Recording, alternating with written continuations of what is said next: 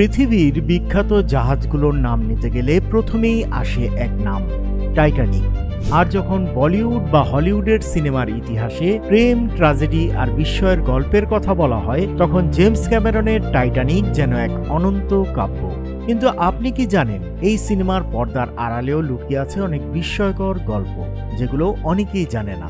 ছোটবেলা থেকেই জাহাজ আর সমুদ্রের প্রতি জেমস ক্যামেরনের ছিল অদম্য আগ্রহ। 1912 সালে ডুবে যাওয়া আসল টাইটানিকের গল্প তাকে গভীরভাবে নাড়া দিয়েছিল। 1992 সালে টাইটানিকের ধ্বংসাবশেষ নিয়ে নির্মিত ডকুমেন্টারি টাইটানিকা দেখেই তিনি সিদ্ধান্ত নেন তিনি এমন এক সিনেমা বানাবেন যা শুধু কল্পনা নয়, ইতিহাসকেও ছুঁয়ে যাবে।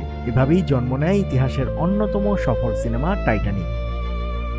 তবে শুধু সিনেমা বানানো নয়, এই সিনেমা বানানোর অজুহাতেই ক্যামেরন নিজেই গিয়েছিলেন আটলান্টিকের গভীরে আসল টাইটানিকের ধ্বংসাবশেষ দেখতে।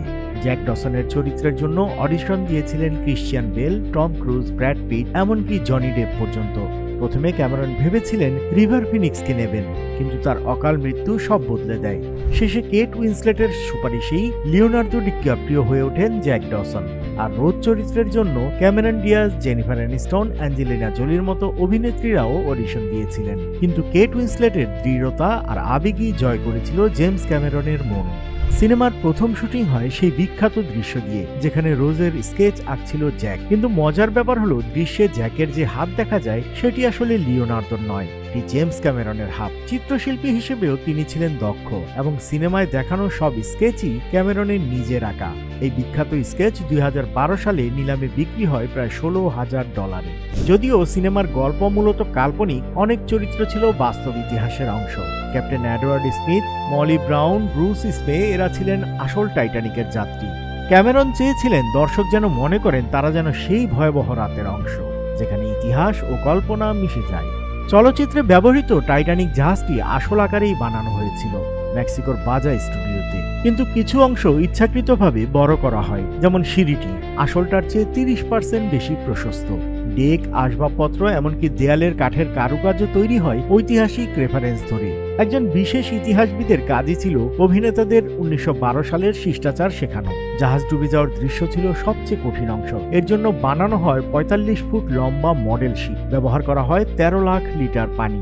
শীতল পানিতে টানা ঘন্টার পর ঘন্টা কাজ করতে গিয়ে অনেকেই অসুস্থ হয়ে পড়েন, এমনকি কেট উইন্সলেটও আক্রান্ত হন হাইপোথার্মিয়ায়। পুরো সেট ডোবাতে দরকার হয় প্রায় 1,90,00,000 লিটারের পানি। একদিন হঠাৎ করে অসুস্থ হয়ে পড়েন 80 জন ক্রু মেম্বার। পরে জানা যায় কেউ একজন তাদের খাবারে মিশিয়ে দিয়েছিল পিসিপি নামের এক চেতনানাশক।